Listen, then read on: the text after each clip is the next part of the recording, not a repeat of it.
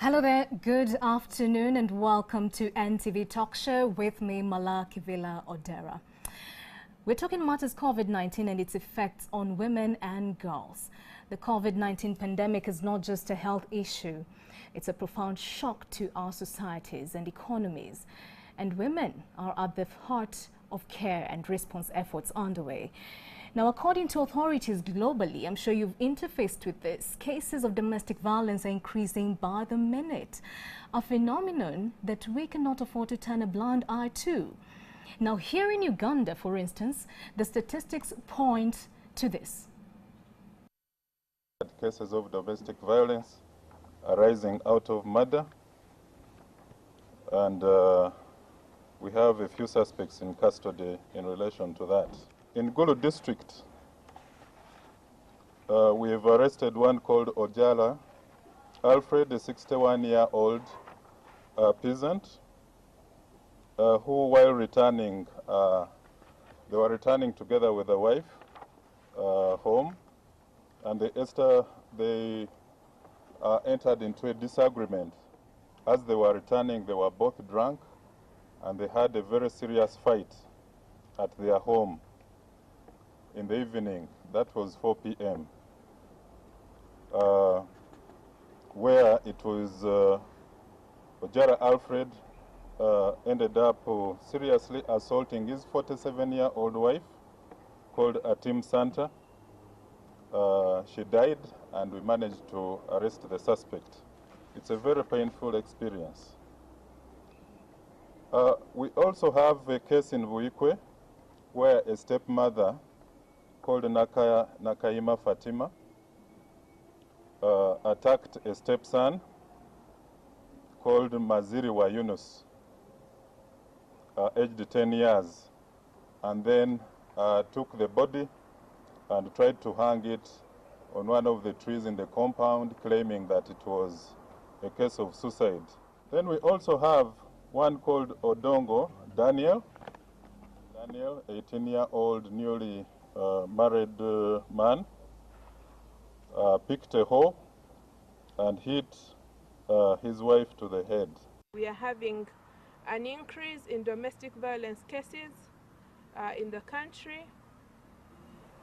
We have seen this across the globe, where we're getting reports that worldwide there is an increase in domestic violence cases, but particularly for Uganda, we're also seeing these cases.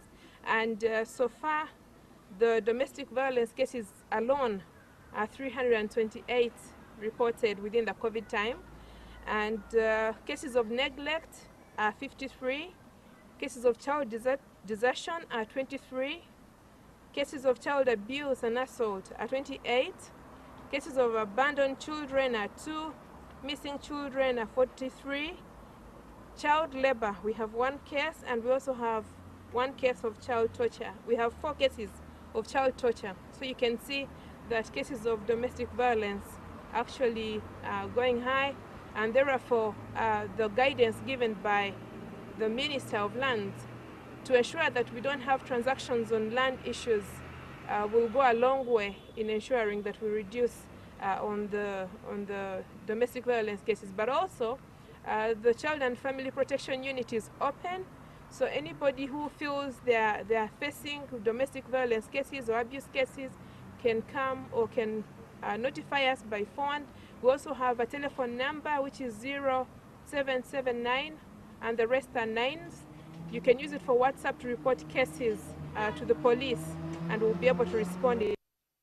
Now, these statistics are the reason we are here today, here to try and find practical solutions to this worrisome state of affairs. Like I said, my name is Malakivila Odera. Thank you so much for making time for us and joining me on set this afternoon to have this conversation. I'll start with Miss Rita Achiro. She is the ED of the Uganda Women's Network. Many thanks and welcome. Thank you so much, Mala, and good afternoon to all the viewers out there. Good afternoon. Many thanks for joining us. Next to her, I do have Honorable Frank Tumwebaze. He is the Minister of Gender, Labour and Social Development. Many thanks. Welcome. Thank you so much. Happy to be on NTV to discuss pertinent issues concerning our sector and the general society. Thank you so Thank much. you. Thank you. Next to him, I do have Miss Susan Oregede. Yes, she is the program specialist from UN Women. Many thanks and welcome. Thank you very much, Mala, and thank you for hosting us. Thank you so much. I think before we get the ball rolling, it would be only fair for us and, you know, just from a point of compassion to just take a minute and observe silence in respect of them that have departed, courtesy of COVID-19 globally.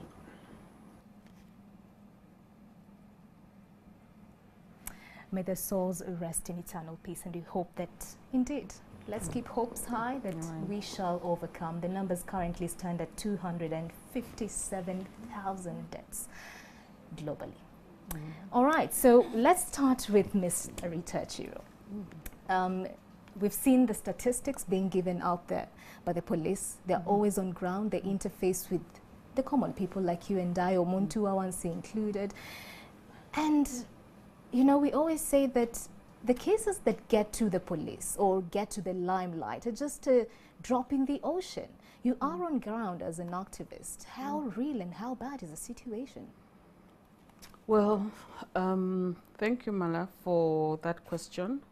Indeed, what we're seeing now with COVID-19 and the lockdown is actually showing us more of what has been happening on a day-to-day, and also bringing to life what we have been denying or not paying attention to as family, as community, and even as a nation. The fact that violence, domestic violence in particular, in our homes, in our communities, are day-to-day scenario.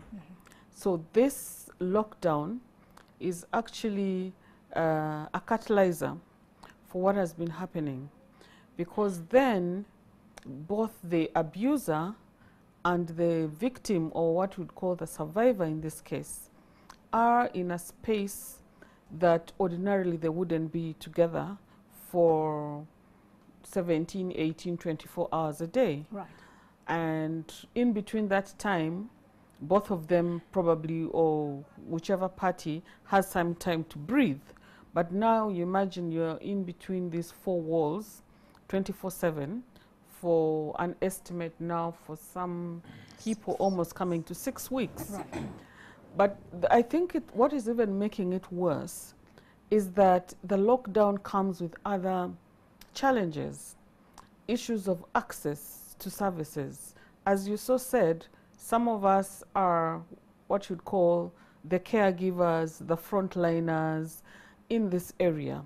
Many of my colleagues out there, CBOs, NGOs, are the ones close to 90 to 95% of the services that are given to survivors of domestic violence, of violence against women, gender-based violence, are by NGOs, right, or civil society actors for that matter. Now, the actors are also part of the lockdown. Now, the perpetrators and the survivors, or the victims in this case, are part of the lockdown. So what are we saying? Access to services, access to justice, access to Medicare, when it comes to violence, Right, has totally been curtailed in this process. Let me ask you this, Ms. Rita. You have your footprint in many areas across the country. Have you interfaced with any real case as WONET?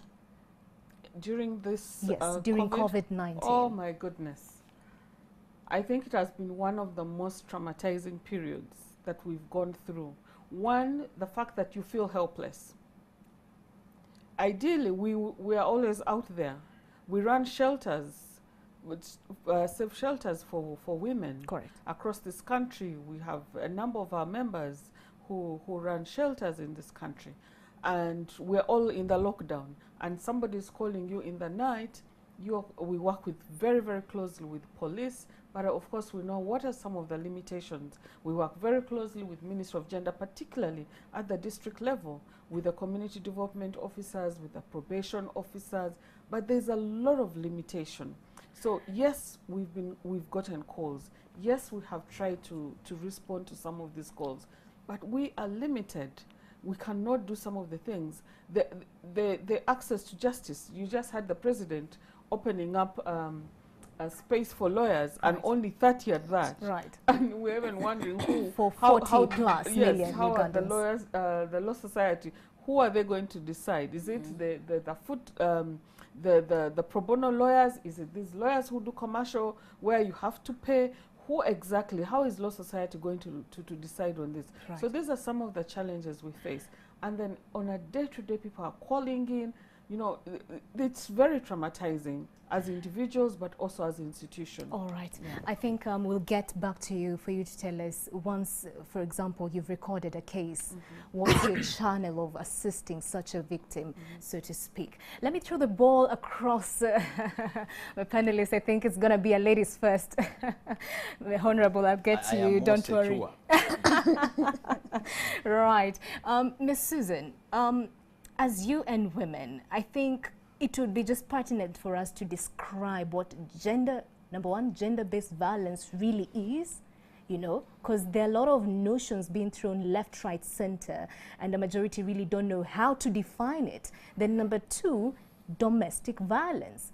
Because as we've been having these conversations, domestic violence is another thing, like COVID-19 does not choose on grounds of social economic status. It doesn't choose on your tribe. It can happen to anyone. So help us define these two terms.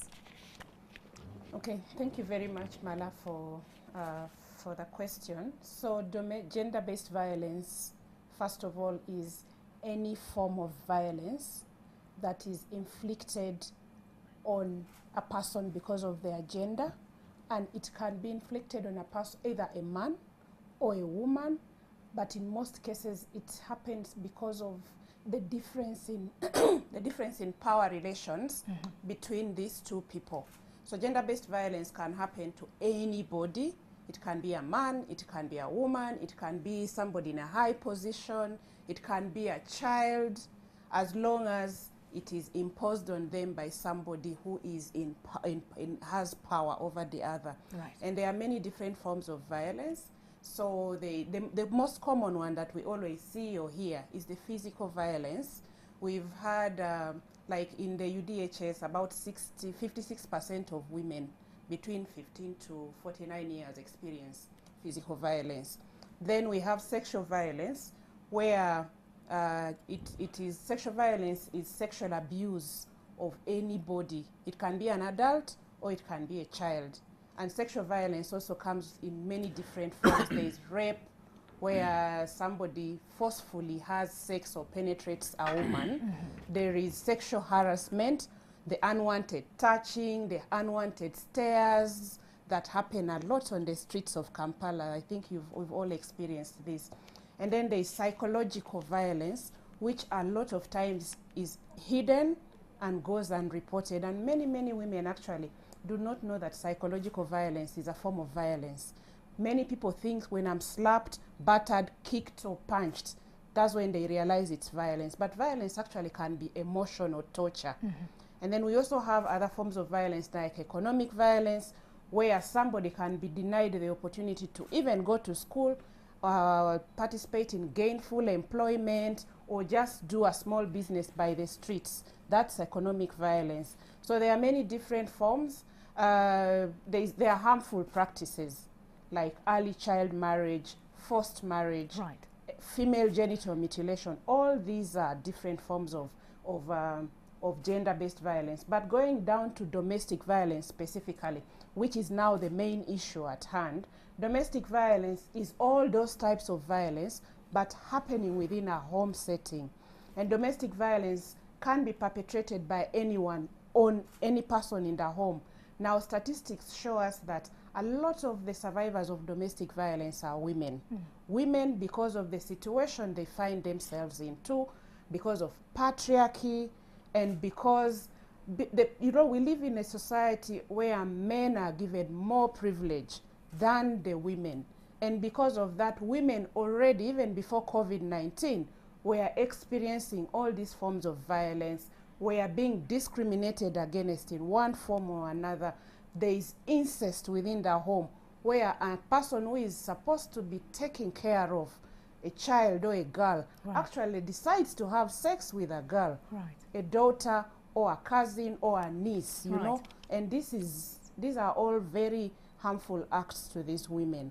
Miss Susan, you know, we're having a conversation again just before we got here, and it's, I'm actually happy that we're having this, because people really need to be enlightened on, fine, if it's happening to you, it's okay to report. Now, as UN Women, you do have your offices, again, just like how the Uganda Women's Network does, across the country. I just want you to paint a picture for us. How bad is the situation on ground, especially with regards to the confines of domestic violence in this COVID-19 times? So already, when you look at existing statistics, I already mentioned about 56% of women experiencing physical violence. 46% of women actually live in fear. They fear their partners just because they fear every day. They live in everyday fear that they may be harmed or beaten at home. And then the levels of social tolerance already, before even COVID-19, were as high as 49% of women believing that it's okay for them to be beaten. So that alone has been escalated by this COVID-19 situation.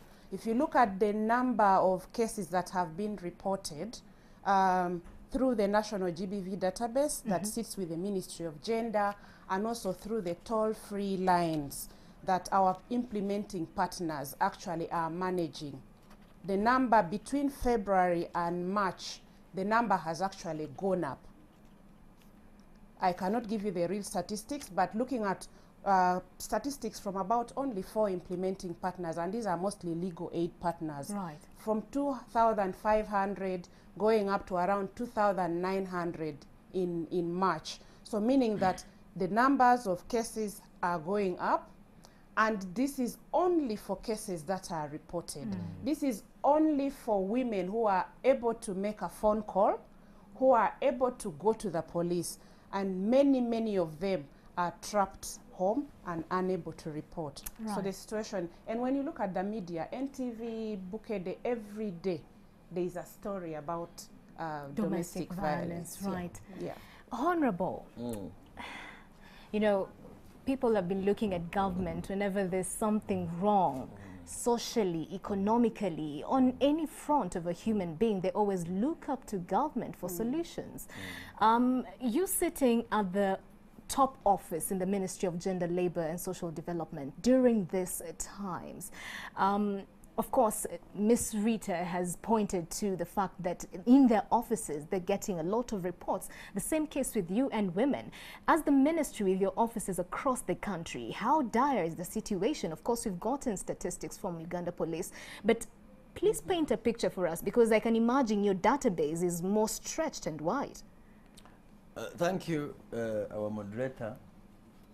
First of all, allow me to appreciate very much the non-state actors, the comrades who are here. I want to appreciate them on behalf of the Ministry of Gender and the government. I want to appreciate the UN family. We have very good collaboration. You have had our child helpline is supported by the partners. So I want to thank you for this collaboration. Indeed, the government can't do it alone, and it can't be everywhere. Now, we are discussing domestic violence and the spikes we are getting in this COVID era. COVID didn't bring domestic violence. It only created conditions for an underlying problem to worsen. You get the point? Correct.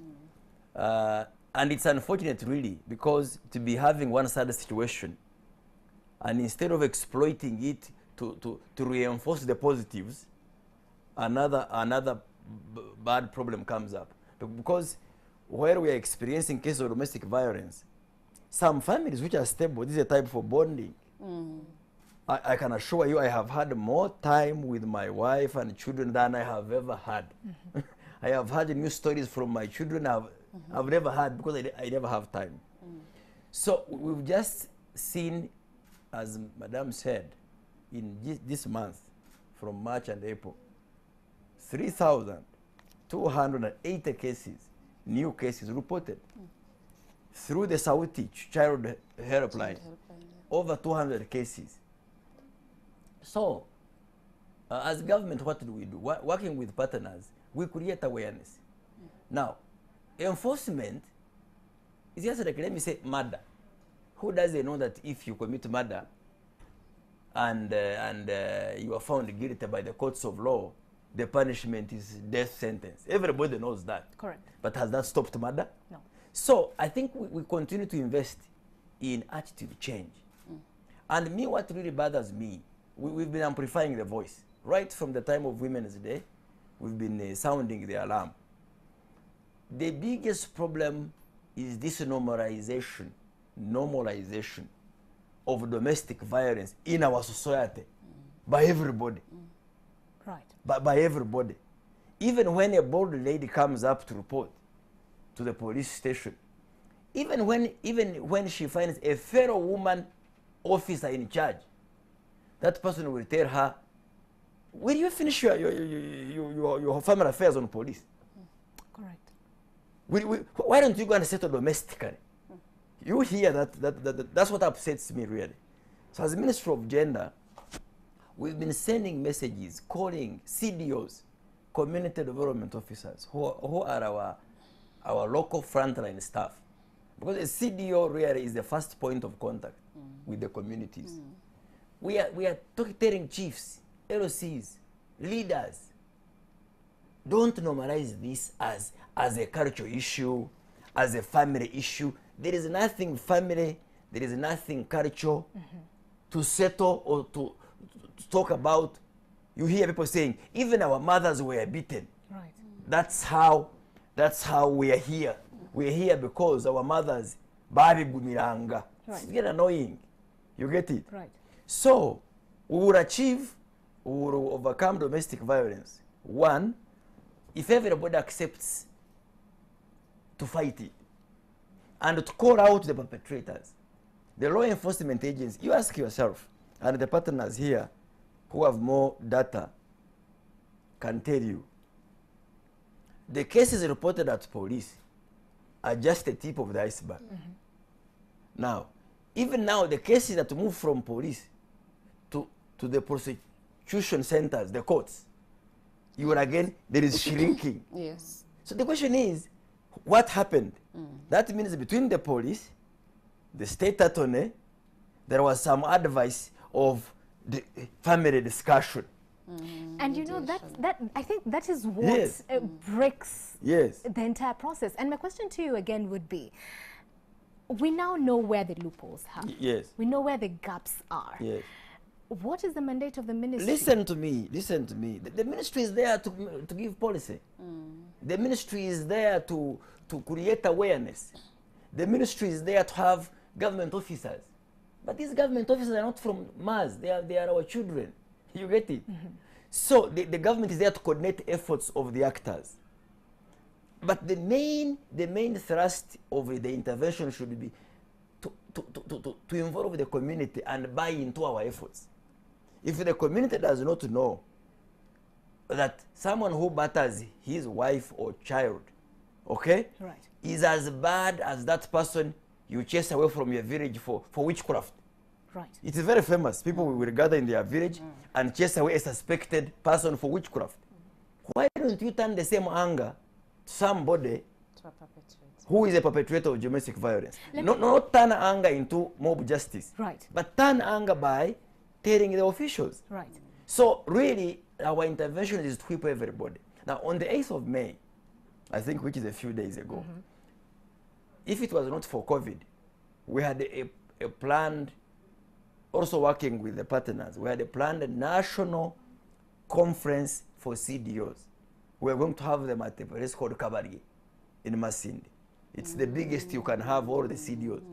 Every sub-county of Uganda was going to bring one officer, the CDO. And our message was to tell them, to give them, to equip them with skills of how to track GBV cases in the community and track them up to the prosecution center. If you don't facilitate that process, then you can't give justice to the victims. Correct. And I hope we will be able to do this. But as of now, one, we've brought this to the attention of cabinet. You heard the president talk about it. Right. I have personally brought this to the attention of parliament. Yesterday, Madam Speaker added the voice. The talking is important. Even this talking is important because it speaks to the victim. Right. Yes. Let me ask you this before I go to Ms. Rita. You have been at that office. You got to that office a few months ago. Do you feel that the top leadership understands the magnitude as to which our people are suffering down there, especially the women who are the key stimulators of the economy? I was looking at the statistics, and out of the 45 million Ugandans that we have, half of that is our mothers, our sisters, women. So do you feel you're getting enough support as much as we are talking? Is there some reciprocation to the same efforts? Of course. That's a debate we can have more than even for your 2 hours. The fact that the government, the NRM government, appreciated and chose women empowerment and emancipation as a deliberate policy. I can speak to that on many fronts. Many women represented at all the councils, up to parliament. What is it for? It's not just for empowering the few women in leadership. It's for giving them a platform to speak for their constituents. I believe a woman leader understands the plight more than perhaps I would do myself. So definitely there is that. But I can tell you, while the efforts are there, we've not successfully fought. We have a law against FGM, which my sister here correctly defined as part of GBV. Now, where we had gained some confidence that we are winning against FGM in the areas where it is practiced. Last year alone, you had about over 300 girls initiated into FGM. Correct. Because it was some form of another violence. So it is constant vigilance, constant education, and constant behavioral change. The people, let me give you a simple example. Me, when I was growing up, I would go and milk a cow and drink milk. That was the only source of food. If you don't milk and milk for your mother, there is no supper. But when we went to school, around P5, P6, and when our mothers also became more active in the church, we were told that drinking unboiled milk will give you typhoid. Yes. I refused it. I bought a saucepan. I would milk and power in and cook even in the kuraro and make sure I drink boiled milk. So there was that social buy-in. So people must buy into the idea of fighting domestic violence. If they don't buy in, let me tell you, we're even talking about communities. Right. Even the educated people, even the politicians are having domestic violence in their homes. Correct. Even the religious leaders, even the judges. I have a judge friend of mine who tells me they have violence there, even the diplomats. So I think why there is not so much change, it's because we, the change agents, are also caught up in denial because we are in a way, we are also perpetrators.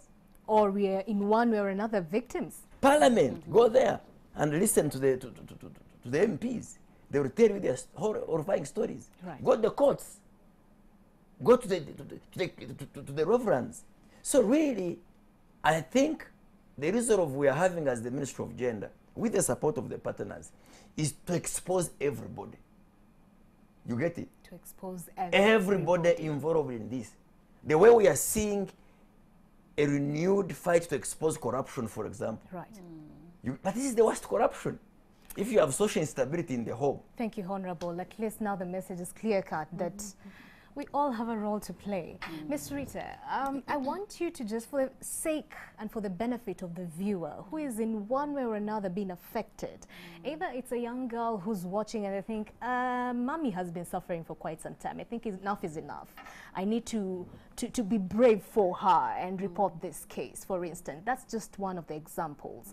As the Uganda Women's Network, you do, like, again, have your footprint across the country. So just shed some light to that woman or girl, or even a boy, or a young man or a man, whatever, who is now thinking, it's about time that I spoke up? How can they reach you? And when they reach you, what's the process like? If I come to your offices and I say, I'm a victim XYZ, then what next? Thank you, Mala. And I just want to agree with Honorable Frank Tumwebas and, of course, my colleague Susan. Just to add that from what Susan said, defining the various forms of violence.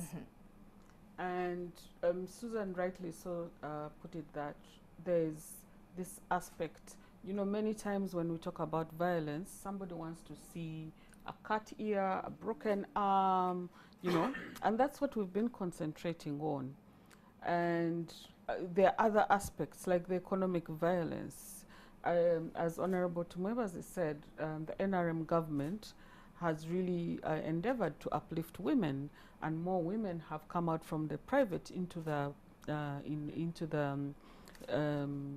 public sphere. Right. That means also in terms of trying to make economic benefit, more women are now in the economic sphere. But the question is, how much of that are they actually controlling? How much of that can they make decisions on?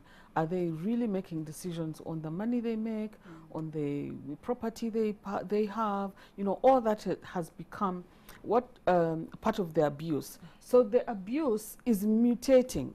It's changing in form.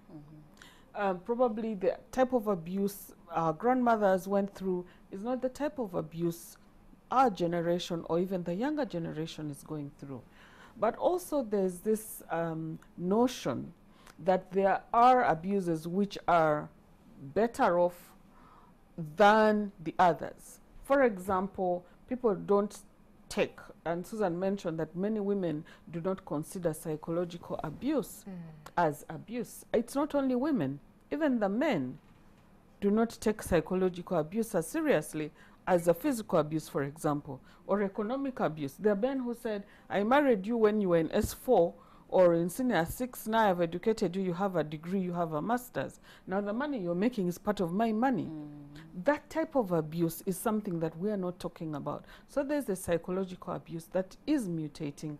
There's, of course, the economic abuse that has mutated. The more women get educated, the more they have money, the more they have agency, they can speak back to a man like Honorable Tumwebas. You become a bad woman in the house when you say no, because probably his mother, his auntie, my mother, my auntie never said no. Right. I want to use my money in a certain way. You know, so all that, we're not catching up with the process. Having said that, there's the aspect of toleration, the social norms. And we can't blame anybody for this, where we are right now. This is something that all of us have been socialized into, both men and women, boys and girls. And at times it beats my understanding when people tend to say, you know, even women tolerate abuse. But I mean, I was probably socialized to see my grandmother, my mother. Who am I to be different? Right. If my brother was socialized to believe that my father, my grandfather, my uncle are the ones in charge, who is to blame them? So what am I saying? We cannot put this burden on women just because I'm supposed to protect myself. We need to push this burden back to the abuser. Correct. Why are you doing such a thing? And we need to go back to the issues of the negative cultural social norms. Right. It is an enormous task. As the Honorable said, it's not government alone, it's going to take all of us. All of us. However, that's where we have a government. Government squarely has a responsibility. Just like government fights poverty, government fights to make sure we are secure. Right now, you know, we are all in the lockdown. Just one command, you guys are not getting out, and everybody was indoors. Right. Government has that responsibility to say this is a no-go area. Okay. No violence against women is acceptable. And if you do so, these are the consequences. 2, there's need for us. And that is not to say government hasn't done. We have very good laws in this country. The other thing that we need to do is the investment?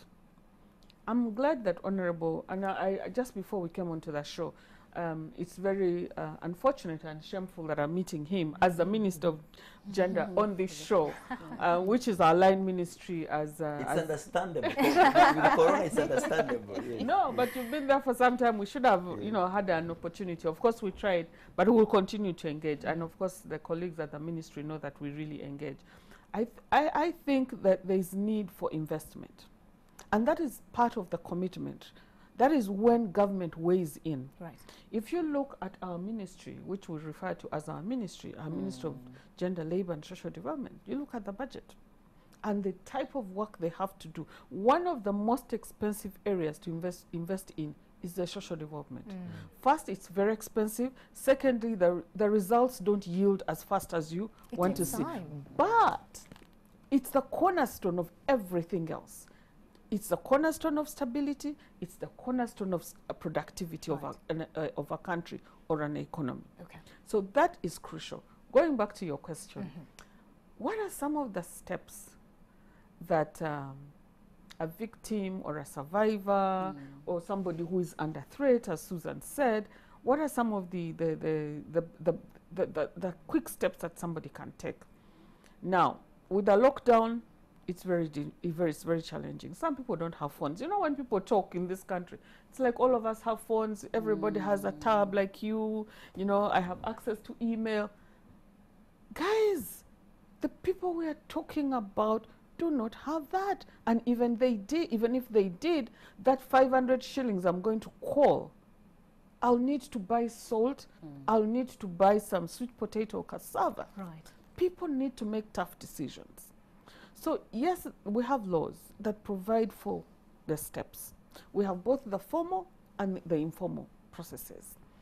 One, the most, what I would call the nearest jurisdiction to the people that we work with. First, people prefer to use the informal sector, in the informal referral pathway. And who are these? Usually they go through the elders, you go through the church leaders, excuse me. It's all right. So there's elders, there's church leaders, LC. all of whom right now yes, are not easily accessible. exactly. So that is the informal pathway. The elders, church leaders, cultural leaders, those are the people you go through. Right. Now, we have endeavored, and the ministry has also endeavored to work with some of this, and rightly so put by Honorable Frank Tumebase. These are the same institutions, if not the same individuals, who also have their own challenges. Right. So you go to a cultural leader, you go to a religious leader, either because of their teaching, because of the socialization, they actually undermine the rights of women. So you go to a church leader, or let me not say only church, a religious leader, then we have something. You go to a religious leader, and maybe due to their belief, due to their socialization, women are not supposed to report such cases. So the case probably dies at that level. Now, as a woman or as a girl child, I need to know how to scale up if I fail at this level. Correct. So then you have the formal processes. You start right from LC1, LC2, which are the first courts of instance. You go to LC3, and of course from there you can proceed upwards. Okay. However, there are cases which are of criminal nature, and these are police cases, like the cases we saw. I think Fred Enanga talking about issues of murder, defilement. Those ones you just don't even need to go through these processes. That is the police case. Correct. Now, what happens? Where do we face the challenges most? Many times, our people, our communities, of course, at times with the help of the duty bearers, these cases do not get to see the day. And that's the unfortunate thing, because the reason as to why I wanted you to maybe walk us through that particular process, if any person who's watching us today were to, reach out to your offices, is because they've lost confidence in all these other, governmental kind of institutions or offices that have been set out to help them. So if they come to you, what's of course, number one, in their heads, of course, they will have an added, kind of hope that at least This is an institution that is non-governmental. Yeah, so what, I just want to start from that point. Correct. We are non-governmental, meaning government still has a responsibility. We cannot give up on our government. We need to push back. We need to ask for accountability. Even as non-governmental, we work with government. Correct. So whether we take a case to police, that is still government. So we are not going to take over government because we are non-governmental by nature.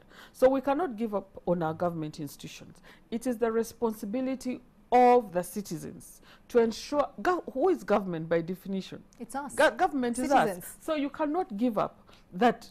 And as I always say, rights go with the obligations. What is my obligation? Right. To ensure that this institution is working. Okay. So what we do as a non-government organization is to ensure that the service, the rights that accrue to the citizen is actually seen. And that we do working with government. At times we work with them, at times we push them hard. Working with them, we said, okay, I'll give you an example, some of the work we've done around managing shelters, managing legal aid services, psychosocial support. This, because once we're in a community, we make ourselves known. We make ourselves known. We meet the district leaders, government officials, introduce ourselves. These are the services we offer. Many times, 98%, government receives NGOs, CBOs doing this work wholeheartedly, because it's an area where government has very, very minimum investment. Correct.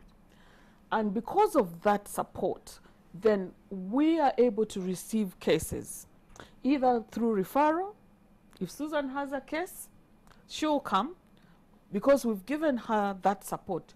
Then she'll refer other women, other children, other boys, other men.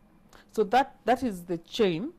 Or it's because of the awareness we create in communities, community engagements, radio talk shows, people get to know. Right. So when you come, we record these cases, then we get to check, where do we go? Is it first, is it a case of where we need medical evidence? That is very important. Maybe we'll talk about that later. For us to be able to access justice, you have to get evidence from the health workers. Many times we talk about police, we forget the health workers. We've just remembered health workers during COVID-19. Health workers are very important, particularly in access to justice. Once you don't have the right evidence, that case is going to die. And who collects this evidence? It's the health workers. Right. Thank you so much, Ms. Rita Achira. At least we have a clear picture on the process that you actually undertake once a case is reported to you. Just in case you're joining us right now, we are live on air, and you can join in the conversation if you're a victim, I think, or if you know someone who's in one way or another being abused. This is the best time to actually interface directly with my panelists this afternoon, and you can take advantage of this particular line. We are going to open our lines in the second hour of this conversation, and the number is 0414 563462. Let me read that again, but we'll have the number on our screens running down there. The number is 0414 563462. In case you have any query with regards to gender-based violence or domestic violence, whatever that question could be, feel free to call in. We'll open the call lines in the second hour of this conversation. And you can also, of course, have our conversation with us on social media. We are heavy on hashtag Say No to Violence. All right? So that's across all the social media platforms. NTV Uganda. The Uganda Women's Network is also on there. We have the Ministry of Gender, Labor and Social Development as well. And the UN Women are the forefront of this conversation. I'd like to switch, of course, online. We're making sure that we get this conversation from all angles and aspects. And of course, on virtual conversation online, I'm joined by Dr. Honorable Miriam Matembe. Of course, she's a renowned activist, women activist in the country. Miss Miriam Matembe, many thanks for making time and welcome into the conversation. Thank you very much. I'm happy that you are inviting me to participate on this subject, of course, which is too much to my heart. Right. Because as you know, the whole struggle of gender equality and women's empowerment surrounds the issue of the power relations between men and women. And maybe women and women also, but mainly, as I have heard the debaters talk, gender-based violence or domestic violence relates really to the power. Somebody somewhere who is more powerful than the other is exercising their power. And unfortunately, it so happens that it is women who have been made to be powerless. Let me tell you, even when they are powerful, I'm telling you, even those women in parliament who are so powerful as legislators, they also suffer domestic violence. Right. And Dr. So, Miriam Matembe, as the Honorable Minister for Labor and Gender was talking about, yes, this thing originated from long ago. I don't know who brought it on earth, because as far as I know, when God created man and created a woman from the rib, from the side of man, the meaningful purpose was that man and woman should exist side by side, helping one another, and moreover, a woman coming from a rib being stronger than the clay where the man comes from. So I really don't know who changed these power relations, but they have caused us problems. correct. As for what is going on right now, like Rita and the rest have said, is that because these men and women are now in the house together 24 hours, we are now seeing exactly what happens. Right. But otherwise, it has been happening. That's why we've been fighting. That's why we wanted the law of gender-based violence, the law that came up, even the law of genital mutilation, the law about trafficking of women and persons. All these laws were really aimed at protecting women and empowering them to live as full human beings in Right. their own Doctor, rights. Doctor, if you can allow me to ask I've been seeing you. what has been happening Yes. in the homes. I get them from videos, but it has been very, very, very bad. But what comes to my mind now, as I watch these videos, is Ugandans are very angry. I don't know what has happened. Ugandans are really angry, even when you see this gender-based violence in relation to the COVID security people, the way they've been treating the women who have been selling their things on the street, and they say they are violating laws. Why don't you come and say, excuse me, woman, you are not supposed to do this, but you come and pour cooking oil on the woman who is trying to roast her fish. You kick them, you take away their produce, you do.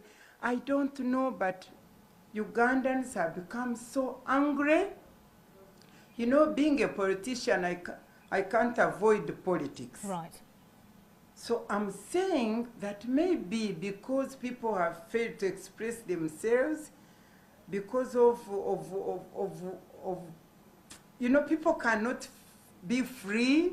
Our freedom has been curtailed, and people cannot express themselves. So I think they have turned internally to be so angry, because I really look what a man is kicking this woman, stepping on her, and in the evening he wants to go to bed with her.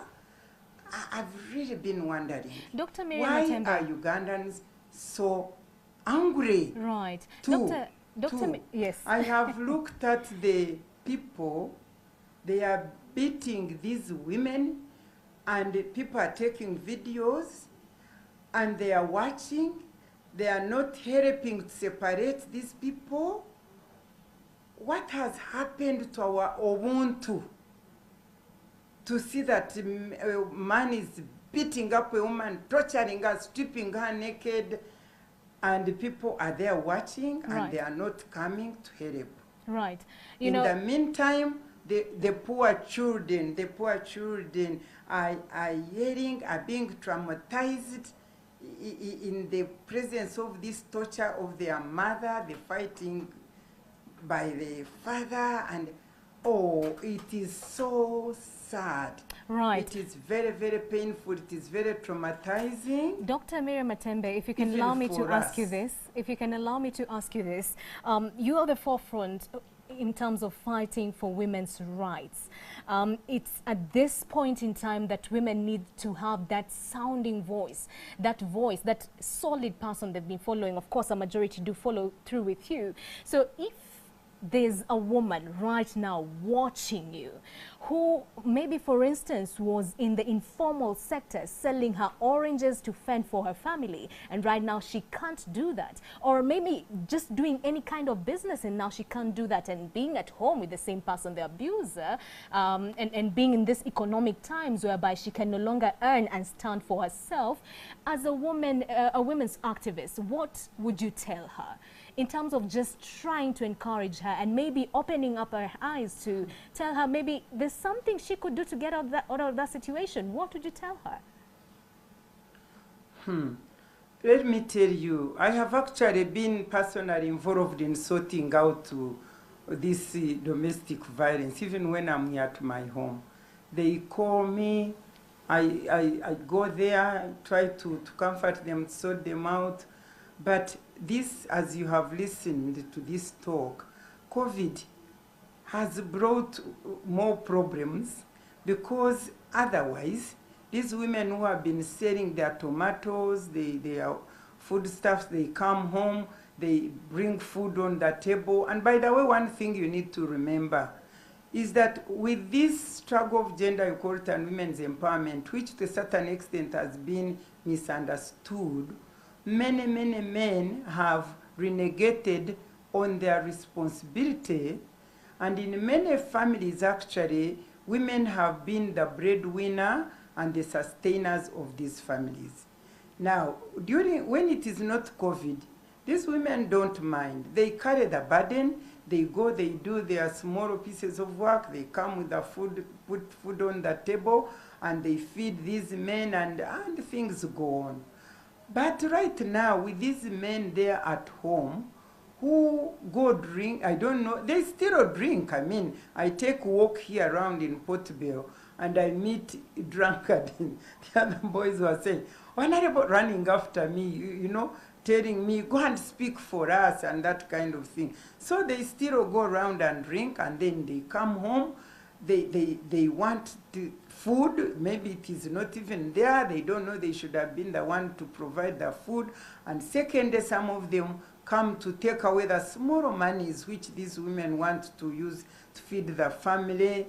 So really, as long as we are still in COVID, and these men and women are in the same house or residence, I really don't know. The only advice I can give is, I can only advise these women to pray, because God, there's nothing impossible with God. Right. If she takes it on her own, in her own flesh, to manage the situation, certainly that may not work now.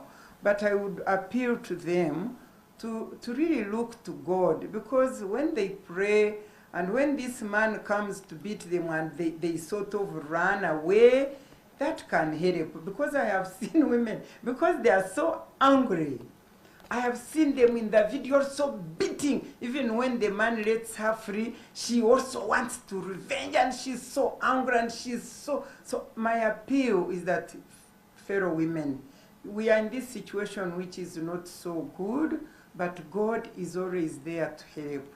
You would rather be humble, even when you've been so powerful in the home and, you know, providing all this food and that kind of thing. Now the situation that this man is there and is disturbing you, you be a bit humble, and if he comes to beat you, can run, then the anger could cool down. At this time, I don't have so much advice except to say, let them turn to God, let them pray. And I want to tell these men, well, usually, really, I cannot see how a man can really beat a woman like a snake or like killing whatever, and then after some time, you want to go to bed with her and that kind of thing. All right. Please, men, also pray, look to God, because this is time for COVID, when actually God is looking for dropping our sins and running to Him and apologizing for the wrongs we've been doing. Gender-based violence and domestic violence is a sin. We are not supposed to beat one another. We are not supposed to fight. We are supposed to love one another. Now that COVID has brought us nearer to one another, to find one another, and follow godly principles. All right. So my appeal is, please, men and women, please be human. And then the neighbors, please go back to humanity. Ubuntu. If you hear people are angry and they are fighting, please help. Okay. I listened to a man saying, please, social distance. And somebody is being stripped naked, being beaten, and you talk of social distance. I think if you come near and help, God can even protect you from COVID. Please be human, fellow Ugandans, and drop that anger. It's not necessary. Thank you so much, Dr. Honorable Miriam Matembe, a women's activist right here in the country, for your wise words. I think she's just resounding what you're saying, that I think change starts with you and I. Let's go back to that Ubuntu kind of culture. Yes. Just a quick one.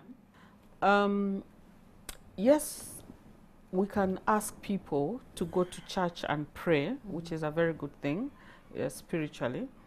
But I think, for me, I still go back to the issue of responsibility. And the responsibility of community and government is still very important. Right. That's why we have what is called leadership. Because if we do not have leaders, then we can all end up in Rome, as they said. If you don't know where you're going, you can all end up in Rome. So what am I saying? She's talking about, Honorable Matembe is talking about anger. I think as a country, we need to start understanding the social issues in this country and stop downplaying them. You know, many times when people talk about economics, people talk about the legal issues, we think those are the real issues. Right. But if we do not invest in understanding the social issues and the implications therein, we'll lose out on even the bigger picture. What are some of the social issues that bring the type of anger that Honorable Matembe is talking about? Partly, it is probably the issues we're dealing with on a day-to-day, just the issues of basic economic issues, survival issues, food, shelter. Those are the things people are dealing with. Security of the person, those are the things people are dealing with. The other issues, what happened to our values? What happened? And who sets the standards of these values? And then 3, as a country, and I think many of us who have had the opportunity to move a little bit, we must invest in psychosocial support. Right. That's why we have social works and social administrations. We have psychologists trained in this country. What are these people doing? Where are they? Right. If you go to any of these hospitals there, do you even have a counseling room?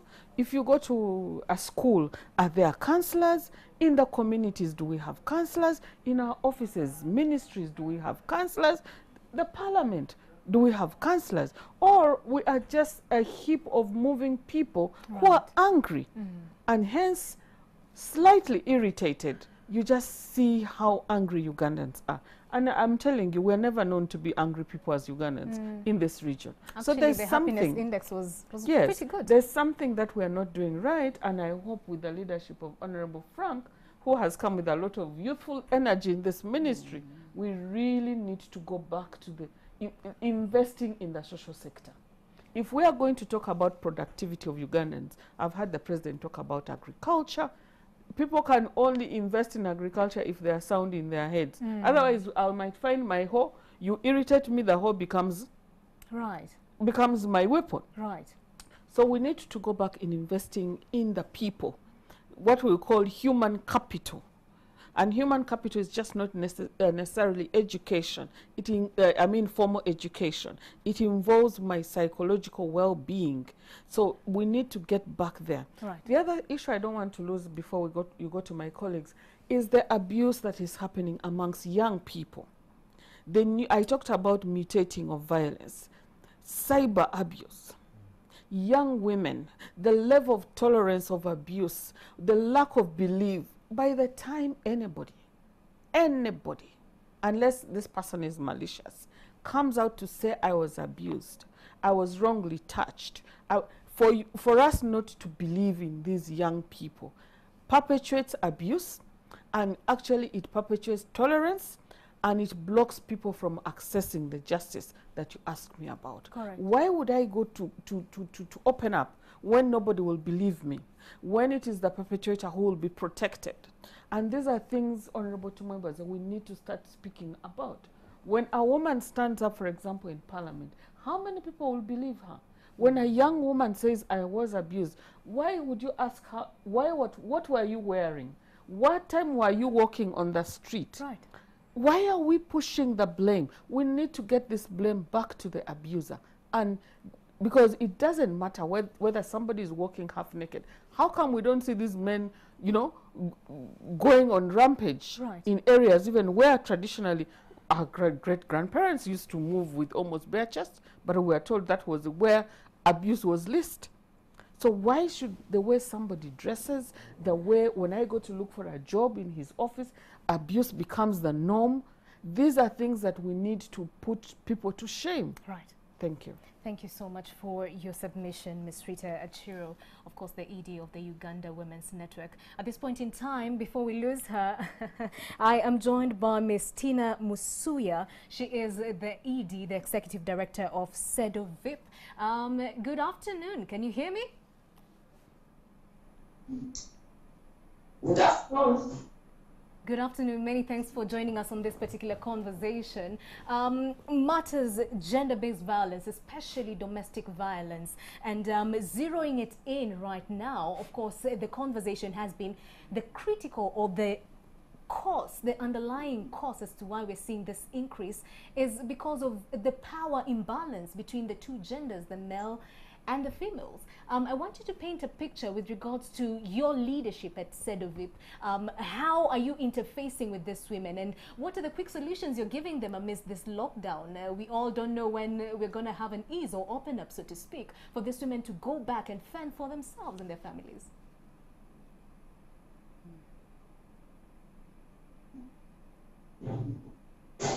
Hello? Can you hear me? All right. Can you hear me? All right. Allow me to take a short commercial break for the technical team to sort out her sound. We are on the conversation. Say no to domestic violence. This has to change. And like my panelists have resounded the same message, it starts with you and I. The conversation is open on the same hashtag, Say No to Violence, domestic violence, on all and across all the social media platforms. You can tag, of course, the different frontiers and partners right here in this particular conversation. NTV Uganda, we also do have at Uganda Women's Network and the Ministry of Gender, Labour and Social Development, of course, at the forefront of making sure that women do not suffer. We find a solution amidst this particular COVID-19 times where we're seeing a rise in the social imbalances and also economic imbalances that, of course, putting much, of course, women and girls in pressure. They're being abused left, right, center, so to speak. All right, so I hear that she's back with me again, just because before we take that particular breath. Miss Musuya, can you hear me now? Yes, I can hear you. Good afternoon. Good afternoon. Many thanks for joining us this particular afternoon. And my question to you would be, we're trying to forge solutions or to speak directly and be as real as possible to our women, them that are directly or indirectly including girls and children who are directly or indirectly facing violence during these times. We've been talking about gender-based violence, domestic violence as well. As a woman, number one, and of course the executive director of CEDOVIP, what would be the quick solutions to that woman who's watching you this afternoon, who's facing this, violence in the confines of what should be safe spaces, her home? So I'm very glad to join this conversation this afternoon. The first thing that every woman who is listening to me out there and everyone out there is to know that a woman is a human being, and therefore they must be safe. Safety should not be begged. Being safe is a basic right and a need. So every woman out there, you are supposed to be safe no matter where you are, in private, in public. So anytime anyone is abusing you, you need to call for help. Do not tolerate that abuse or violence. The moment you tolerate it and keep quiet, that's a fertile ground for repeated abuse. Even when you're getting married, I'm very sure that you remember very well that your parents told you that if there is a problem, come back home or speak with them. Raise the concern to your family members, call out to police. Police recently issued the toll-free line. Please call for the support. Call your religious leaders for support and let everyone know when it's a prime time, let your family members know that you do not tolerate the abuse. That's the first point. So don't feel ashamed to look for help. The more when you feel ashamed to look for help, the one who is abusing you is going to continue abusing you.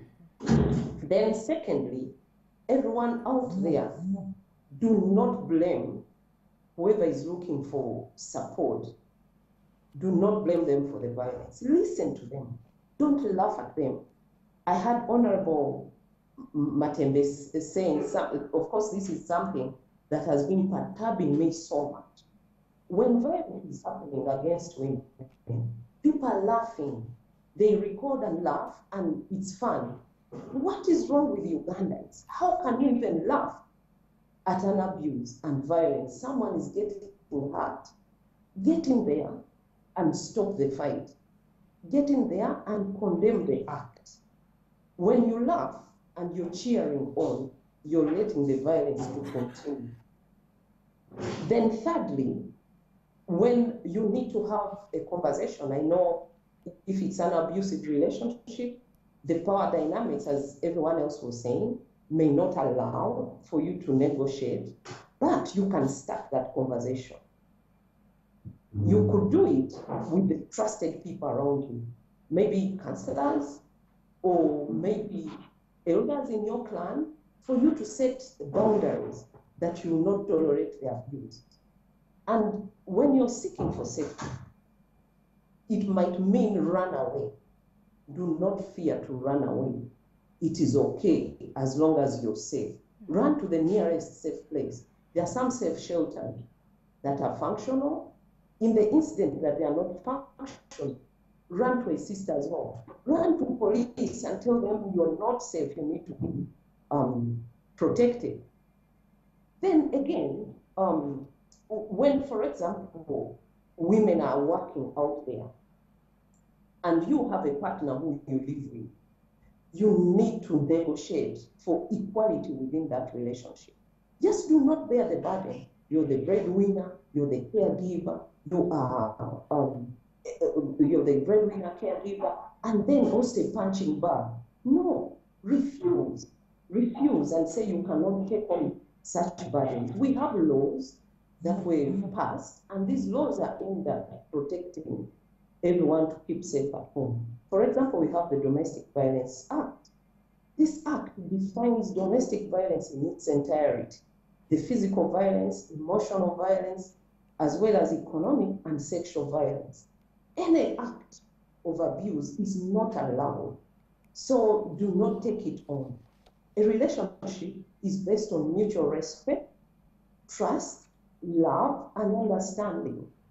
Any act of oppression does not sustain a relationship. It kills it. And what kills a relationship are those things that cannot hold, not anything from outside. It is the abuse that you can't tolerate anymore that breaks the relationship. So ask yourself this genuine question.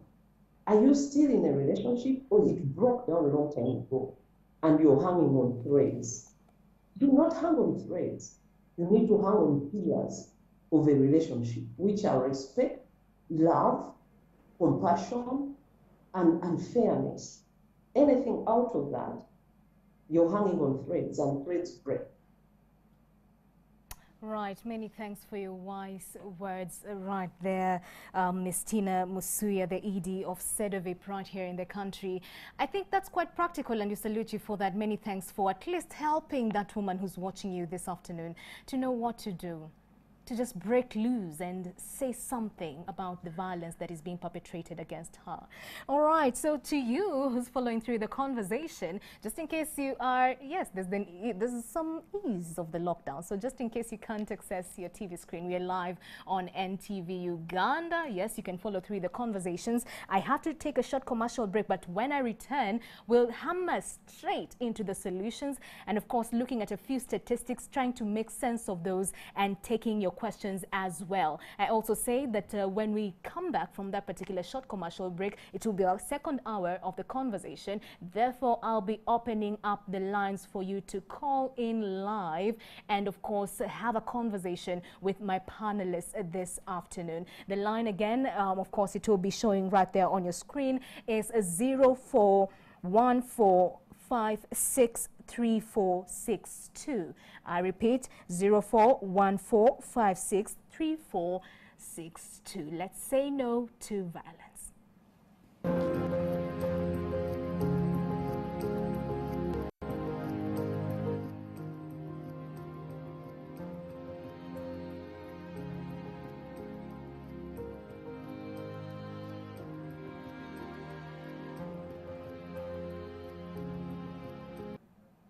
Welcome back to NTV. Many thanks for still staying with us. A conversation that we started an hour ago on saying no to gender-based violence against women and girls. And now in this conversation, we're stretching it. Of course, we know that it's not just women and girls, but also our boys, even men, are being affected by this. Of course, during these times of COVID-19, the COVID-19 time, where we're seeing an increase in cases of domestic violence, and that is becoming a worry, not just to you and I, who in some way, either on social media or where you stay, have interfaced with this firsthand, or government as well is concerned. The different actors, non-governmental actors, are concerned. And the reason as to why we're here to have a conversation with you, yes, is to try and find solutions, forge solutions to curbing this, we can call it menace or kind of crisis that we're seeing in our families. So you can join in the conversation. We're live on NTV Uganda. And of course, you can feel free to tag our partners. We have the Uganda Women's Network, the UN Women. We also do have government represented on this panel. We do have, of course, Mr. Honorable Frank Tumwebaze, the minister from the, of course, Gender, Labor and Social Development Ministry. And so that conversation is critical. Feel free to, of course, table your calls, questions, your comments on social media. I also do have my lines open now, so you can call me on 0414563462. I repeat, 0414563462. Ask, call, ask, and of course your question will be answered live on air. Many thanks and welcome back to the second round of this conversation. Like I pointed to earlier, now we need to hammer in on practical solutions with regards to the same. We know families are struggling. Husband and wife are looking at each other thinking, where will the next meal come from? Because of the times we're in, the lockdown, they can no longer go out and fend for their families. A big percentage of the labor force in Uganda are in the informal sector. So these are people who can say, My employer will still wire in my monthly income. It's different for different families. And of course, I'll start with you, Miss Susan. Of course, from UN Women, she is the program specialist at UN Women right here in the country. I'll start with you. I was looking through the statistics courtesy of the Uganda Bureau of Statistics, UBOS, and they say that there's a total of 7.3 million households in Uganda. And out of this, 1.8 million, yes, households are headed by women. It's a true fact. Now, the unfortunate thing on the other side, which I think is a blessing and at the same time, depending on different families, is unfortunate, 5.5 million are headed by men. And we say that one of the critical causes to gender-based violence and domestic violence is that economic disparity, where there's lack of equality. This man will tell you, I can beat you as I like because you bring nothing to the table. You don't provide for this family. So quick solutions to a family like this one. And one, I think, I want you to point out to that family that is headed by a woman, as much as maybe she's not getting her streams of income, but still is the breadwinner of that family. And on this other side, that family that is headed by the man. What are the quick solutions for them, especially if they're found in this, crisis of violence within? Okay, thank you very much for that question. So just before I get back to that question, I would like to talk about solutions that I think would be more practical also at a higher level. Mm-hmm. So recently the UN Secretary General issued a call to action to all countries to make gender-based violence or violence against women part of the national COVID response plan. And almost 136 countries have heeded to that call. They have committed. I don't know what the situation is for our country, whether we also have committed to that call. But looking at talking of practical solutions, recently I was watching on TV and saw Parliament discussing the supplementary budget for national COVID response. And I was wondering how much of that money has been actually invested or will go to the social sector. And maybe this is something that Honorable Frank Tumwebaze will highlight us on, how much of the 240-something billion has been allocated to the social sector to address social issues that we are talking about here. I know that 41 billion was allocated to the Uganda Police Force, but how much of that 41 billion is going to the Child and Family Protection Department to ensure and to facilitate the prosecution and investigation of cases within the Uganda Police Force? Right. So these are some of the practical things that I think at a higher level should be enforced. The President made a good statement, I think 2 days ago or yesterday. He said, avoid domestic violence. But I am not sure whether he knows the magnitude of the problem. I am not sure that he knows that just sitting and dialoguing, that people have gone beyond that sitting and dialoguing, that they are now actually fighting. Right. Can we see him talk about putting funds into addressing the problem? And that is the responsibility really that we want to see coming from government. Now, the other issue is we've increasingly been talking about shelters. Women should be taken to shelters. But why would we insist on taking the woman, a peaceful woman, from her peaceful home to a shelter, making her go into a very uncomfortable environment? I think for me, we should start thinking of taking those perpetrators out of those homes to those shelters until they reform, until they are well rehabilitated. That's when they should be able to come home. Right. Why should we always think of taking away every time it is the victim, the woman who is to blame, who is being moved around, and we are not even taking action on the perpetrator themselves. So, and then we also call for enforcement of all these laws. We've talked about all these laws. We have the police in place, but again, they are not well equipped. So can the law take its course?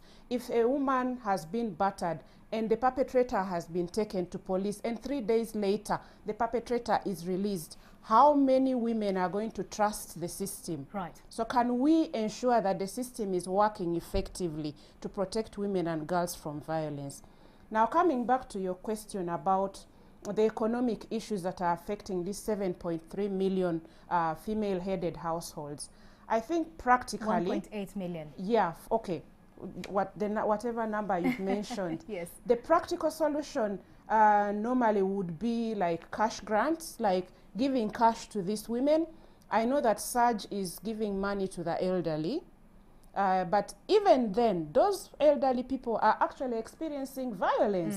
The moment people know that they've got the money, they are being beaten, the money is being taken away from them. Even this food distribution, the emergency relief that is being distributed, the question is whether it's getting to the right people. Because I also have heard of women, a colleague who said, I got 6 bags of posho, yes, but I don't need it. And yet at the same time, we are seeing women stripping naked.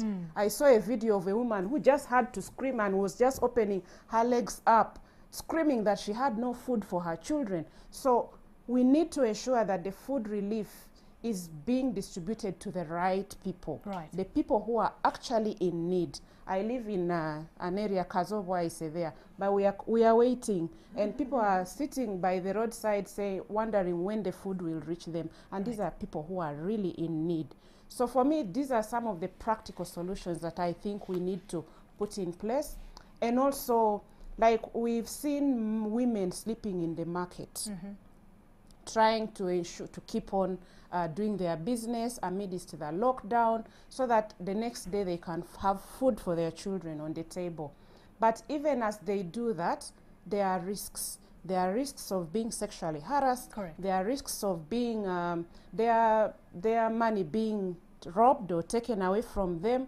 So trying to ensure that women are being protected within their places of work at night, maybe putting in place police patrols, so that they are able to continue generating that small income to fend for their families. All right, thank you so much, Ms. Susan. She's thrown quite a number of queries to you, Honorable.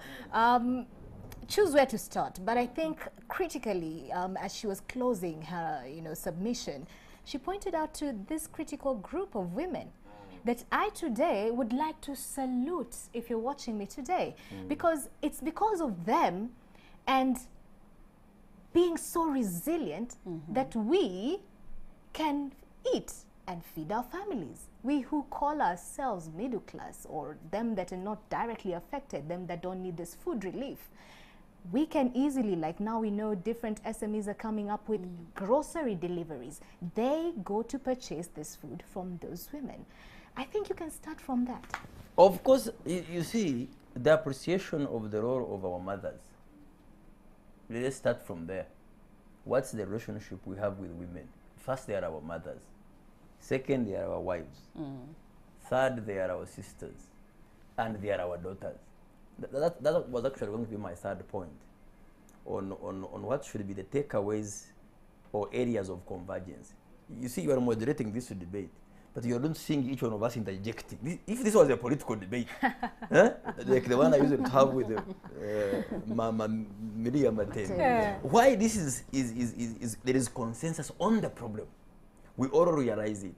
So the empowering our mothers, empowering the women in the gardens, on the streets, is a point, is a cause everybody commits to.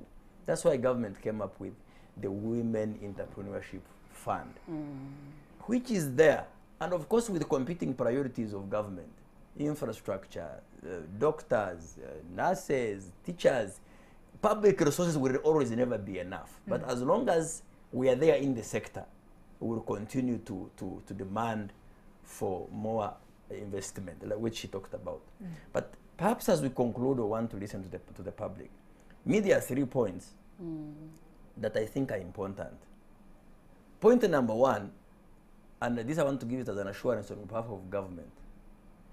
What should be reported for action, and what should be resolved at the family matter, at the family level. Now, violence of any form is a crime. That's a point we must really be emphatic about. It's a crime like any other form of assault. It's a crime like rape. And actually rape is part of the violence.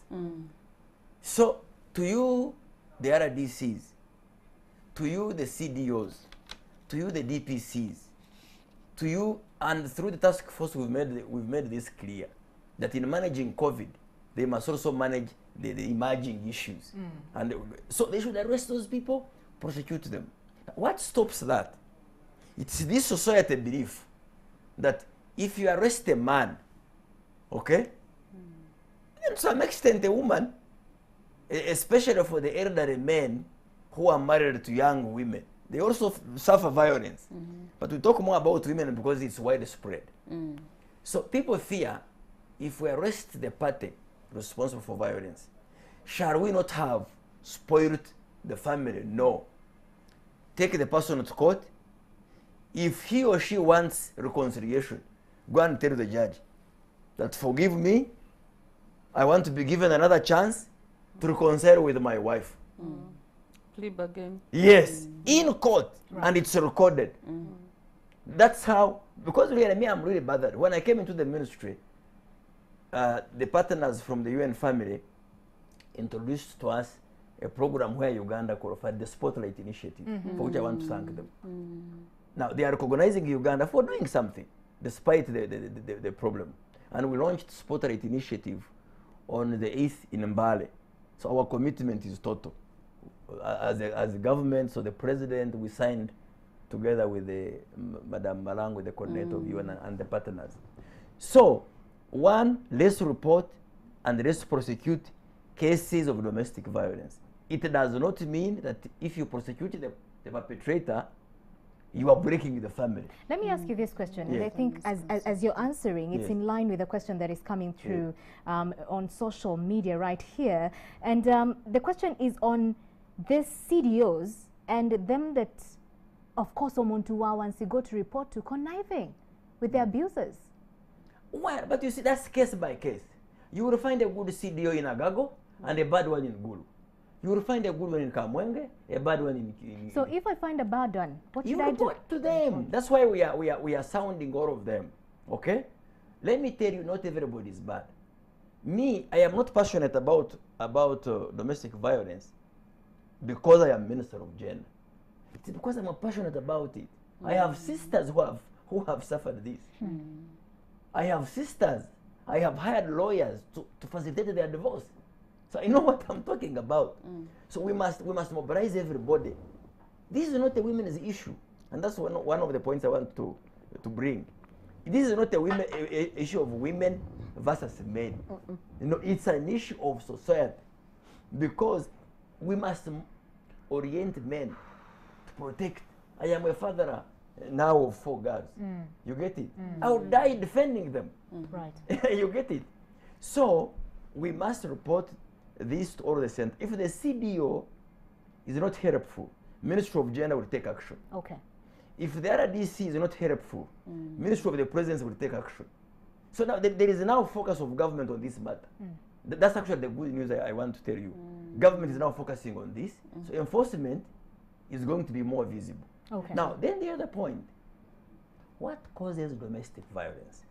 Maybe in another discussion we need to discuss that, because domestic violence is an explosion of the underlying causes. Equitable sharing of resources in the family, okay? Issues of relationships, mistrust, faithfulness. That's a critical issue. Yes, especially among the elite, okay? Now, the question of what should the family, family courts, family clans, your pastor, the counseling, what should they handle? They should not handle violence.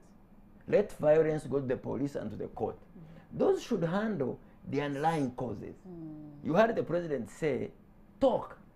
How shall we talk when we have issues? Now, this is the third party to come in. And that's why I disagree with marriage counselors. When you go for these weddings, you hear people talking. Don't bring people into your marriage. But if we are struggling, why shouldn't we bring in our parents who are successful to listen to our issues? Right. Why shouldn't we bring in experienced ladies like herself, like Dr. Matembe, to counsel us at our level? and tell where is the source of the disagreement. If that was done, the explosion wouldn't be there. Because really, this fighting, don't think people don't love each other when they are fighting. They could be fighting actually because of jealousy. You get it? So where we want to punish the crime, it is important that all these family networks should support prior the violence. Okay. And we're going to engage, I think under the Spotlight Initiative, we're engaging the cultural institutions. And the joint program. Yes, to ensure that they address the underlying causes before the explosion happens. But if the explosion happens, don't be unfair to the victim by wanting to take them backwards. Okay. Yes. All right. There's a question. Before I let you go on this one, still Yes. the issue of CDOs. Yes. Masika's Kovi on social media, streaming us live, of course, NTV Uganda, that's Facebook, is saying, Honorable Frank, you're talking about CDOs in the districts. In the sub-counties, actually. I will just read as he says. I think just allow the language he uses. These guys don't have fuel to follow up or monitor some of these issues. They just handle what they can, and the majority of the cases are not reported or handled. We need to empower more community structures, like, of course, parasocial workers and paralegals, so to speak, at the ministry. Well, we can't nail it down so hard. I mean, you're just there a few months in. But looking at these particular issues, of course, empowering the CDOs and other actors to be at 100% in terms of their implementation and executions. What's the strategy? Yes, we shall empower forward? them. We shall sure empower them. Part of the reasons why we are going to have the conference was to hear their constraints. I agree with Masika, and to some extent not agree. A CDO is based in the sub-county. The sub-counties of today are much smaller. You get it? Sub-counties of 5 years ago are now the constituencies of people in parliament. You find a sub-county with 5 wards, 5 parishes, close to one another. The CDO is in one of the areas. Below the CDO, there's a staff called the parish chief. Really, if these structures are all, first of all, reoriented to look at GBV as a social problem, just like cattle theft or goat theft is a problem. Or COVID. Or COVID. You get it? Right. I'm sure we'll give them the fuel. We will buy them the motorcycles as funds come, because now every sub-county chief is given a motorcycle. And even some CDOs have motorcycles. So the meeting we shall have with them is to hear their constraints. Okay? How many of them carry out community platforms, which they call baraza? Me, as a member of parliament, when I take my leave in January, I normally have what I call parish-based barazas. And you hear these issues coming out. You hear them coming out. My land was taken. My husband beat me up. He married another wife. They sold the land without my consent. These are issues. And you see chiefs laughing over them. Yes. Right. Yes. They think it's important to hand a cattle thief or a goat. This is a family issue. We must speak against this normalization, making it a cultural issue. If my mother suffered, the times were different. The little bit, the slight departure I have from Mama Miria, I don't think Ugandans are more angry than they were. I think now the situation is even better, because we can even come here to discuss this. You can summon a whole minister of gender and labor to come and discuss and acknowledge the problem and listen to the actors. This is a better situation. You have more women in parliament to speak about this. Okay?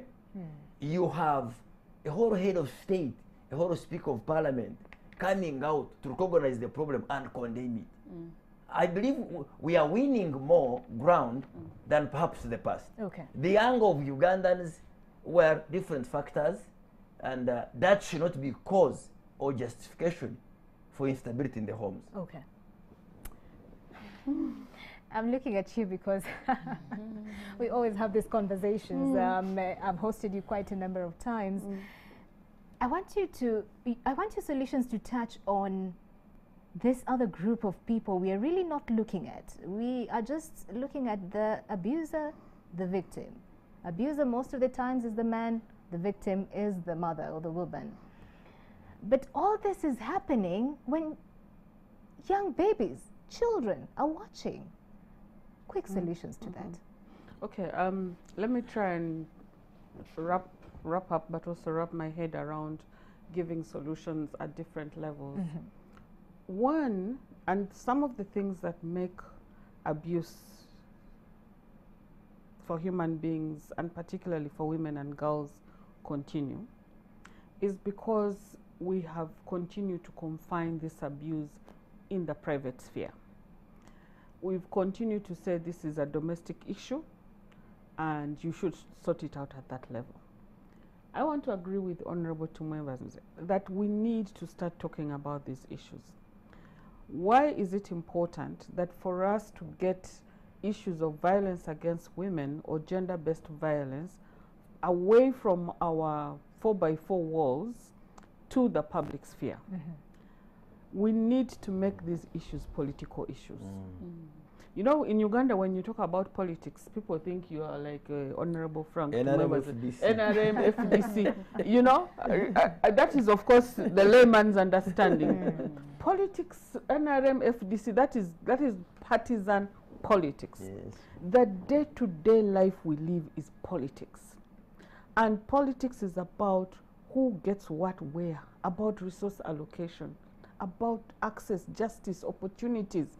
That is what politics is about. And until we all get to realize that violence against women, gender-based violence, indignifying any human being is a political issue, then the fight around GBV, violence against women, COVID or no COVID, we would have started a smooth road towards ending that. So long as we continue putting it in the private sphere, we're away from that. And that's why Honorable Frank said, you go to a police station and they'll tell you, a policeman with all these stones and or a policewoman will say, go to you go and sort it at home. It hasn't sunk yet. To your mother, go to your mother. Even an old member of parliament will tell you, no, then let's not talk about these issues. A few weeks ago, somebody approached me, there's a colleague who is being battered now. And then all of a sudden, this colleague did not want the issue to be talked about. And these are women at a very high level. So once we get out of that, that is number one. So we need to make these issues, abuse, as a political issue. And once we make them a political issue, what will come out? That means the laws will start being implemented to the latter. That means resources will be allocated to those issues because they are political issues. You'll be asking, why isn't the CDO facilitated? Why isn't the police facilitated? Because it's not a priority. Yes, and they will only become priority when we make them political. Why isn't the health worker? We work with these people. We've had health workers who refuse to go and testify in court. Yes. So because they are not political issues. Or even, sorry madam, to cut you short, the way they examine the patients, because the examination reports, the diagnosis, form into the evidence of the prosecution. Yes, and at times they charge, let alone the issues of corruption, the police form 3A. Yes. We've worked with these guys, we've supplied, but we are a non-governmental organization. Parliament has to allocate resources. When you look at the amount of money that government is losing, close to 22 billion shillings per annum to address issues of GBV. Do you reap anything from GBV? Nothing. Nothing. But we're spending on GBV. So it's because we haven't politicized it. So I really want us to get that clear as a country. The other issue, of course, Honorable also talked about, is what are the underlying causes? Many times we're treating the symptoms. And I think earlier on we talked about the socialization, the normalization. All those issues go back to the, we can go back as way back to education system, as way back to our family, how we groom our children, the boys, the girls, all that. That needs to be inculcated in our systems. The last point that I would like to make in terms of proposals and way forward, COVID has come. It's very unfortunate. It has caught everybody off guard. Whether it is the first class, this is the first time. There's no first class, there's no LDC. We are all almost in the same boat. I think it is time for us to start reflecting on where our priorities are going to be in terms of investment. Why are people all of a sudden, I was telling a friend the other day and a friend told me, Rita, you're not serious. I said, how on earth does somebody not even have, and not these our Kampala people, even the people in the villages, that you do not have posho that can take you for 1 week or 2 weeks? When I was a little girl, when we would go to the village, my grandmother would send us back with so much. They fed us. These days I go to the village, I have to go with my OD, with everything.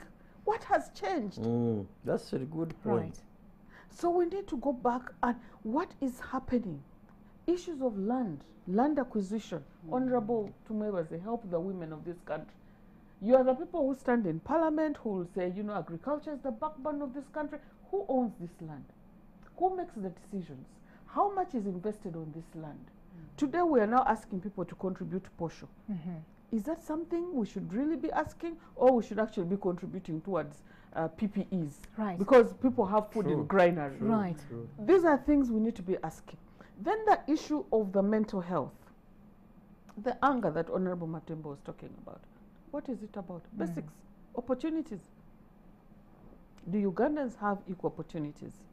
Social, economic, political, otherwise. Right. There is a lot of issues that we need to be dealing with, issues of governance, and I'm glad that we're interfacing with Honorable Tumebase. The issues of violence are deeper than what we see. Allow me and to the take home, the home environment is just a fertile area to show this anger. Right. Allow me to take a call from our caller. About the children. Yes. We'll get back to you about the effects this has on the children.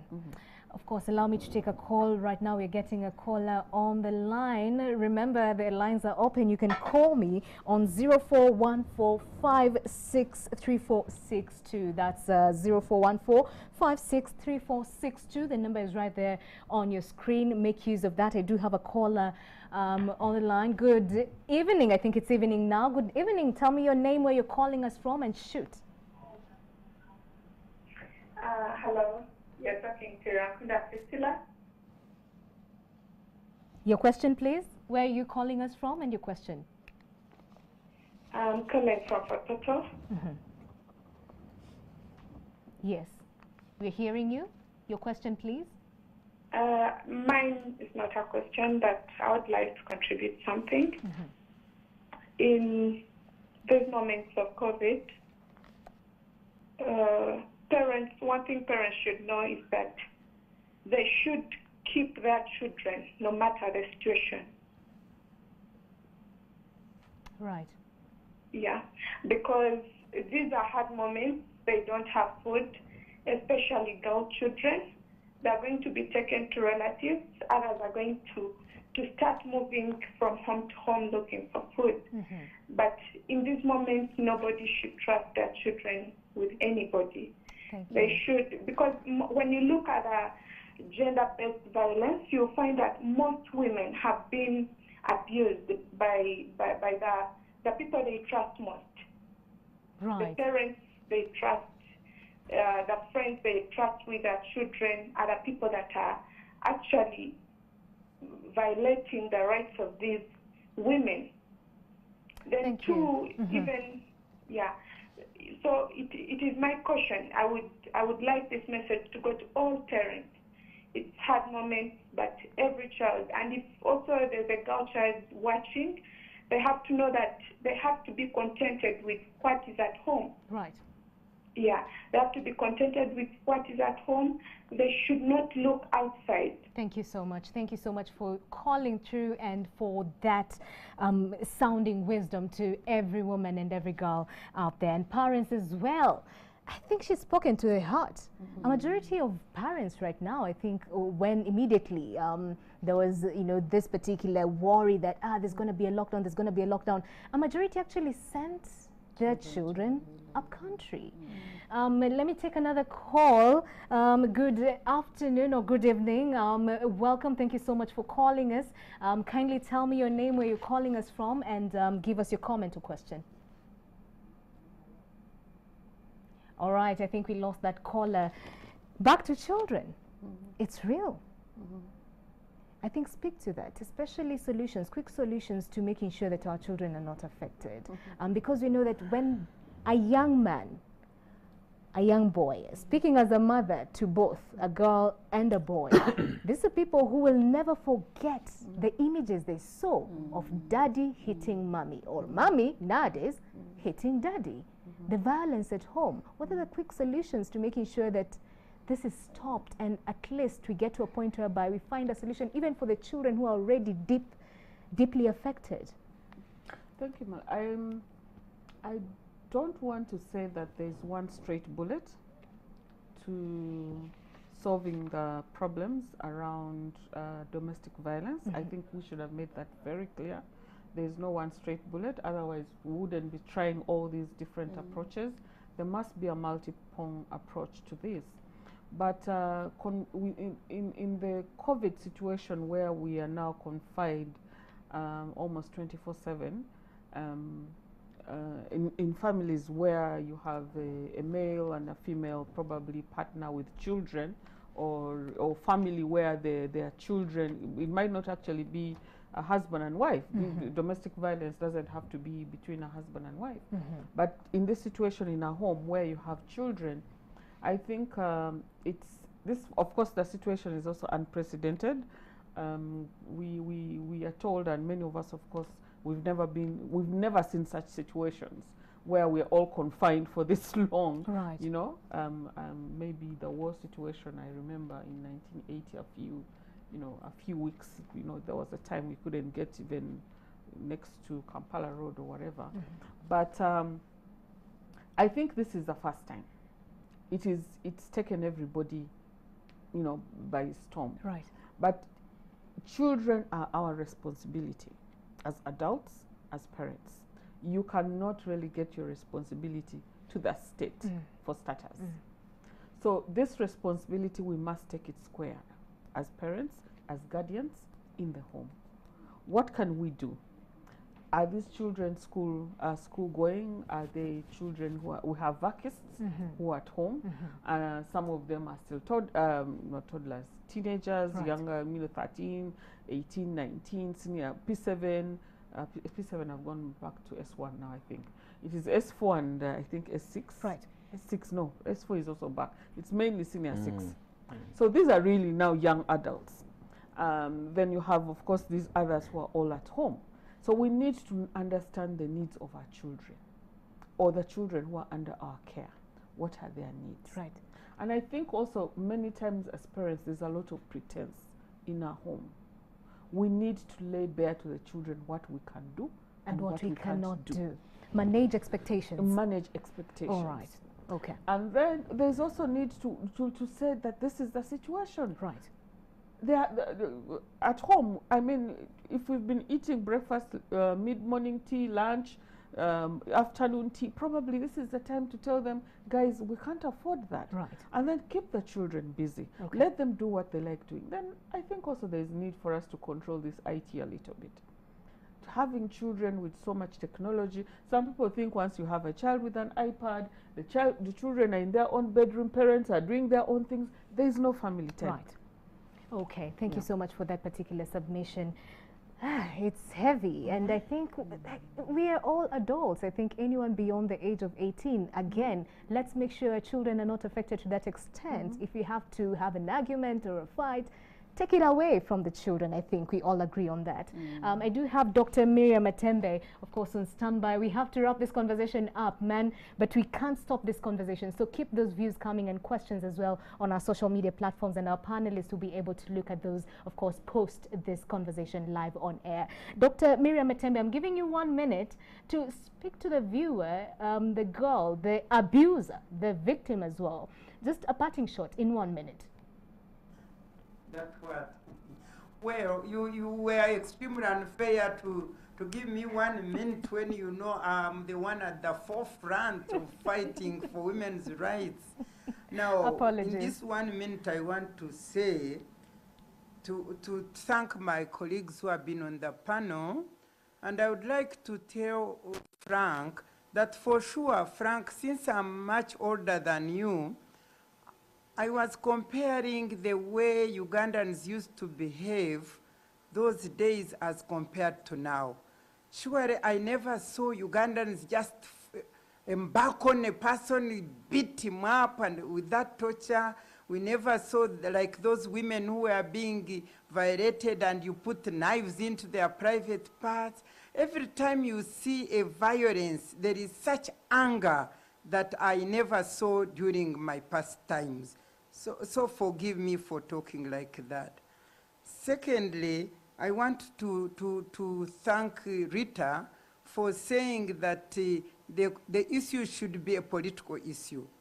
For me, one of the reasons we put affirmative action, in which through members of parliament are supposed to be at that highest level of government to really articulate on issues that were never articulated on the other time, or even local government, to ensure that women's rights are a political subject that should be articulated and brought attention of the whole public. What I did when I was a member of parliament in Mbarara, in relation to the solution to the issues we are talking about, I had 3 specific programs. Awareness creation of the whole public of Mbarara on women's rights. And that included, of course, right to live peacefully, right to enjoy property, right to live as full human beings. And then I had a paralegal program where we trained both men and women to be in the counties or sub-counties to always attend to these issues of gender-based violence and domestic violence. And then I also had a program for economic empowerment of women where I had funds where women would come and borrow money and go and become political, economically empowered. As a result, by the time I left Mbarara, men knew you could not just beat a woman like that. I used to go there, sort out issues, divide land, divide cows. Did you go and ask the people of Mbarara at my time? Now, problem I see now, without underrating the work of the members of parliament, particularly the women, who were supposed to bring the issues of women at the attention of their colleagues in parliament and even in public. They do not do as much as we are doing. I wonder how many of them, first of all, are very knowledgeable on the issues of gender equality and women's empowerment, and how many of them take it as their passion or as one of the programs that they should implement. Right. Because I can assure you we had done better. Okay. Thank you so much, If we Doctor. 2 women, Mary Maitumu and I, were not on the Uganda Constitutional Commission, the Constitution of Uganda would not have been the way it is. So, Frank, while you are saying that the thing should be public, I appeal to you now that you have become a minister of gender. That's why now you are looking at it from that perspective. Please call upon your fellow women, I mean fellow members of parliament and women, to help you to bring these issues in their constituency, everywhere, make them public issue. That's when we shall now embark on the awareness creation about these issues. All right. Thank you so much, Dr. Miriam Matembe, for your submissions, and we salute you for always being at the forefront for fighting for the rights of our beautiful women and girls in society. All right. So back to the panel, 1 minute each, strictly, as we wrap this up. What are your parting shots? I think I'll start from the farthest end. Miss Susan, to you. I think my last word is really to the women, not to stay silent, to find somebody, a trusted neighbor, talk to them about these issues. Okay. And then to the actors, the service providers, to prioritize issues of violence against women in this COVID response. Thank you so much. Honorable Frank Tumasi. Thank you. I appeal once again to the enforcement people, the security people, the ROCs, the RDCs. Take GBV or domestic violence as a serious crime. Don't cover it up. And I want also to appeal to our religious leaders. The religious leaders are so close to family issues. Right. They should be able to have time for counseling. I like the Catholic Church. I'm not a Catholic, but there's a program they normally have for the marrieds. They call them at the church, and they are really discussing social harmony. Correct. So this should continue, as it will be a negating factor against the violence. All right. Thank you, NTV, for the space. Thank you so much. Ms. Rita. Yeah, for me, my call would go back to, I think I have a bias around leadership and governance, because maybe that's my background, but I really want to call upon the leadership in this country to take up the leadership against the fight on violence against women in particular, but generally GBV, because we know boys and men also suffer. Just like we took the fight against HIV, we were, on top in the continent, in the world, we were recognized for that. Now we are also doing very well with COVID, and we fought a very good war, according to the president, in Luero and others. Can we also make this a war? All right. And that war must be led by government. Okay. The last one is to depoliticize and the issues of violence against women. As we celebrate these women in the markets now who sleep in very awkward places, have to bathe in same bathrooms with men, can we make sure these women's voices are heard when they speak? Okay. We shouldn't celebrate them when they are sleeping in the market. We should listen to them when they speak, when they are not in those markets. Right. Because when women speak, nobody listens to them. And women have spoken for decades in this country about the issues that concern them. I hope after we are done with COVID-19, the voices of women will be heard in the political spaces. Thank you so much. Thank you. The voices of women must. Of course we listen. Must be heard, and something has to be done about Action. those voices, indeed. Many thanks for allowing us to come into your rooms, offices, if you're in the office, your house. Many thanks for being part of this conversation as well. We have seen your feedback, your comments and questions. Of course, they're all on social media. Please, this is a challenge to you. Make sure that you follow through with the conversations that are online and respond to the same. I'll salute you again for being part of this. Let's be the change you want to see. It starts with you. It starts with you. Make sure that we embrace that Ubuntu culture. Be your brother's keeper, literally. Well, that's the end of this particular conversation, of course, on hashtag Let's Say No to gender-based violence against women and girls, and stretching it across men and boys as well. My name is Malaki Villa-Odera, CEO, founder, Silmax Consult, and also your moderator for this conversation. I salute you, keep safe, and make sure that we are maintaining nothing but zero tolerance to violence. Good evening.